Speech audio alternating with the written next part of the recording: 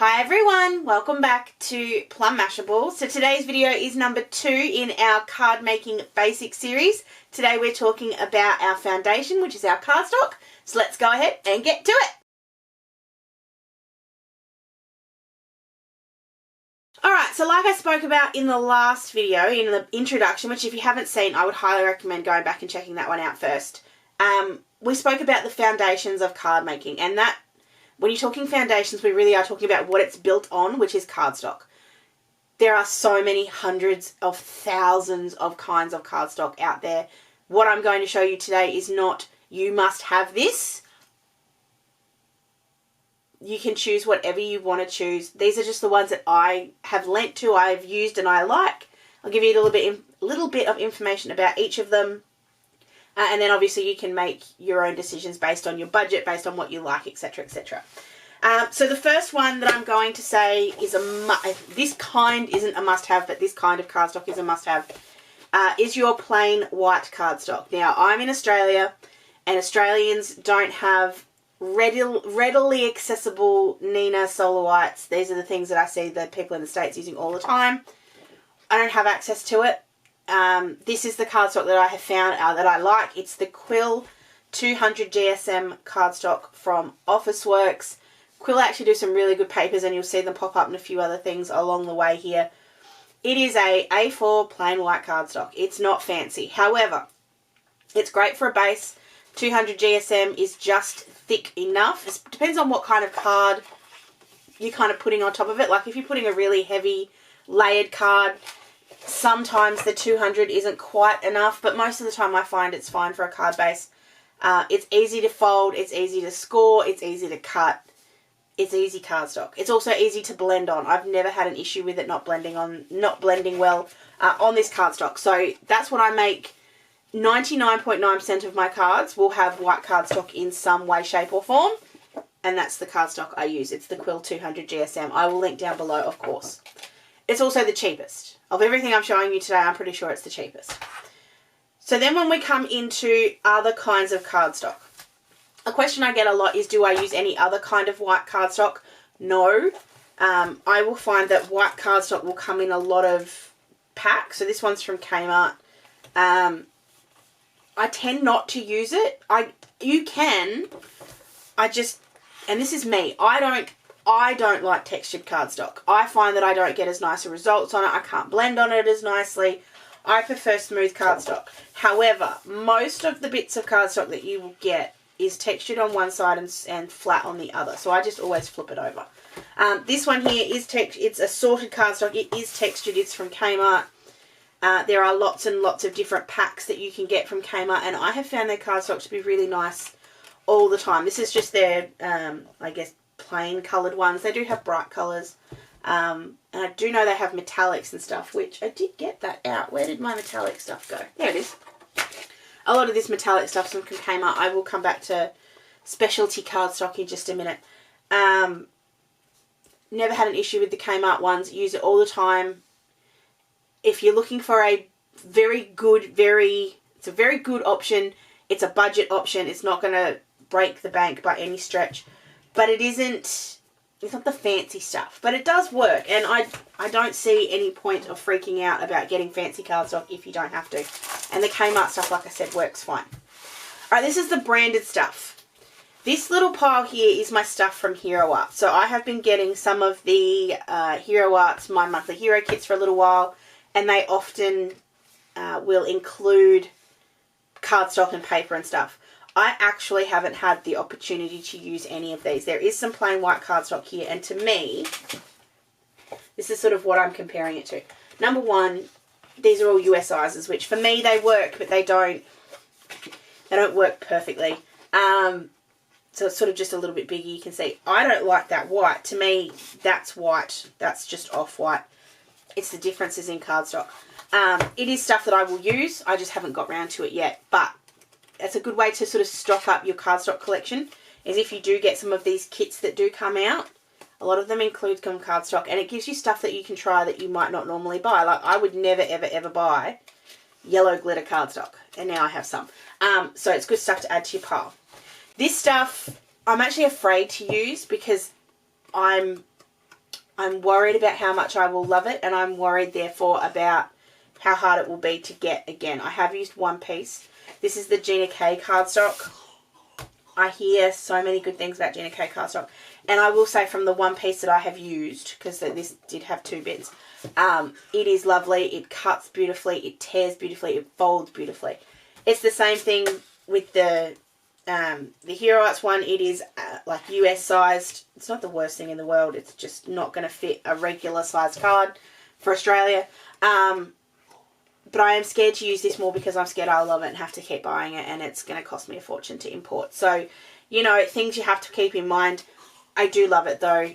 All these ones I think so far are full cord. So the core of the paper can be different. You'll see with the Uniquely Creative paper in a second. That's got a white core. So when you tear it in half, you'll see a white core there. These ones, if you tear, you'll still see the red. And the same thing with most of the other ones. Actually, all of the other ones I have shown you to this point, I think, except maybe the Hero Arts, but I haven't torn that before. But all the others tear beautifully. This is the next step up for me. This is if you don't want to get if you don't want to get Kmart, and you don't want to get just cardstock from Officeworks. Officeworks do have a lot of really nice cardstock, don't get me wrong. I just tend not to buy coloured cardstock from there because it generally comes in big packs. And I don't need big packs of it. I'm quite happy to get small packs. But this is the Kaisercraft Card. This is their basics collection. It again comes in it's textured on one side, and it comes in, it's not quite smooth on the other, but it's smoother. They do have 2 different kinds. This is the basic one, and then they've got out their premium collection. I used their premium collection for my wedding invitations, and it was beautiful. It's a slightly different texture. This one's sort of more linen-y, and the other one sort of felt more luxe. I don't know how to explain it without sort of being able to touch it, but it's just a more luxe kind of thing. The Casecraft stuff is lovely. Do not get me, like, it is absolutely beautiful. I've never had an issue with any of it. That's just a bit of powder, don't stress. It does cut lovely. It die cuts beautifully. It folds beautifully. And comes in so many different colours. I love using this, especially at Christmas time. I'll pull these out because your cardstock is fantastic at Christmas. Yeah, really love Kaisercraft cardstock. Easy to get to, especially if you've got a local Kaisercraft. If not, you can get them online, or you can get them at Spotlight in some places. All right, this is the newest newest member of my cardstock collection. This is some of the Uniquely Creative cardstock. I did use it in a card I made last week, not on camera. You guys will see it in a couple of weeks. Things I know. It folds beautifully. It die cuts beautifully. It tears beautifully. And the white core in the middle is actually really pretty. It's the same as all the others. It is textured on one side and it is smooth on the other. The texture actually looked really cool. I used the textured because I did like a tree, and the texture looked really cool as a tree. I love this. What I'm not going to use it for is a card base, unless it's a really, heavy interactive card, because it is 300 GSM cardstock. It is really thick. It is too good to waste on a card base. Does that make sense? White cardstock is fine for a card base. I may use some of the Gina K, but I try really hard not to use the Kaisercraft as a card base. Like, it's okay for the panel of a card, but I wouldn't use it for the actual base of a card. I hope that makes sense. All of these are lovely, and it just depends on what price range you want to run in. The Uniquely Creative, you can only buy in packs of... You buy them in packs of 10, and they're $16 a pack, and you can buy them, you get 10 sheets of each colour. You can also then buy them in assorted ones, which sort of come in the theme of the kit that they've released for the month, so it depends on which paid cardstocks match with that kit. That's also 10 sheets and $16, or you can buy all 40 for $64. I got the 40 originally, and then I've gone in and got little packs of ones that I sort of think are going to be ones I'm going to use all the time. The Casecraft ones you can buy by the sheet, and you get discount for buying more. And everything else, Kmart, Officeworks, all reasonably well priced. two other little things about cardstock that I need to put in there. There is one thing that I will never do on cardstock, and that's colour. Not with my Copic markers. I might be able to use I'll definitely ink blend on the white cardstock, and I'll definitely use coloured pencils, and even maybe Tombos. Sometimes when you use a little bit of water, though, that cardstock doesn't do so great, so a watercolour cardstock is really good there. I don't watercolour often enough for me to be able to give you advice on that kind of cardstock. But when it comes to colouring with my Copics, it's always Express It blending card. Always. It is perfect. It die cut, so that's the first thing. You don't have any issue die cutting. It will bleed, I'm not going to lie to you, but I have never, ever, ever been able to get as lovely results in Copic colouring as I do with blending card on any other surface, ever. It is just lovely. It is deliberately built for using with alcohol markers, specifically selected for use with alcohol markers. It's what it was made for.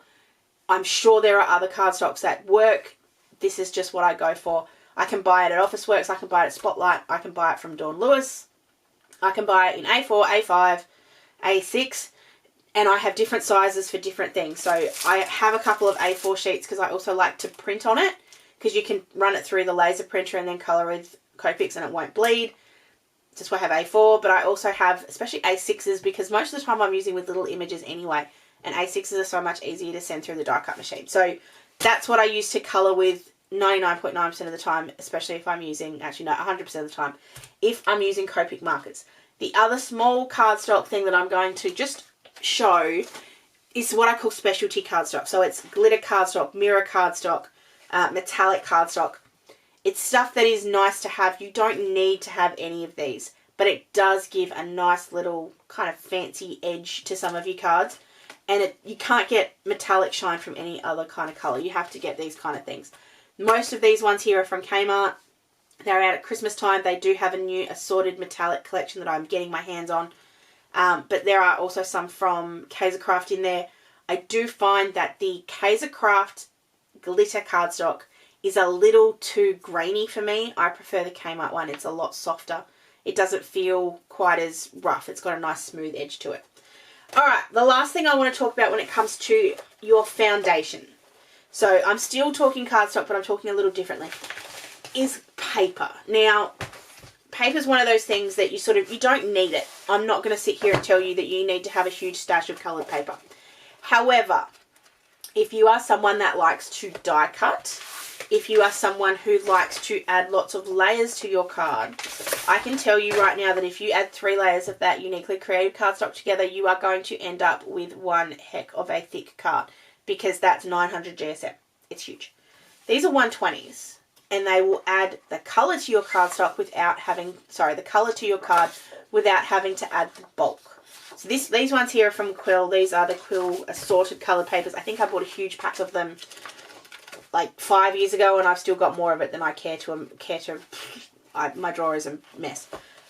But they come in all different colours. I think I got 25 sheets of each. I don't remember. But I also keep this thick black paper because I do like to put nice little borders around the outside. And sometimes the paper is better.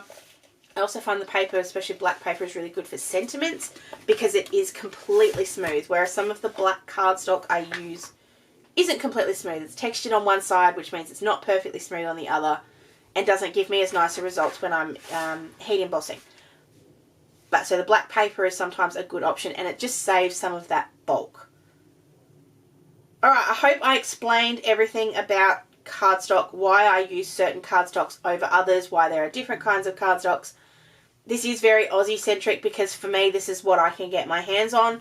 So obviously if you're from the States, you've got different kinds of cardstock, you've got different sizes of cardstocks. If you're from the UK, I think you run on A4 like we do, but your access to things would be different. So I hope this is still useful. Your plain white cardstock just needs to be a cardstock that you love, that's a basic, that will be fine for 99.9% of things. And then you can build on it from there. You can go to your colours, you can go to your different papers, your different textures. But your plain white cardstock is your main base. Find the good one there, and then you'll be set basically from there. Because you can always add colour to cardstock if you don't want to go crazy with all the different options. Thank you so much for watching this installment of Card Making Basics. I hope you did enjoy it. Please give it a thumbs up if you did. Don't forget to subscribe so you don't miss episode 3, which I'll be talking about cutting things up. So trimmers, scissors, and all the fun bits in between that help us cut our cardstock out for our card making. I'm going to put these up every 2 weeks, roughly, so keep your eye out for those, but just subscribe if you don't want to miss them. Don't forget to check me out on my socials as well for all my other little bits and pieces. I hope you guys have an absolutely awesome rest of your day, and I will catch you again in my next video. Sending lots of huggles. Bye!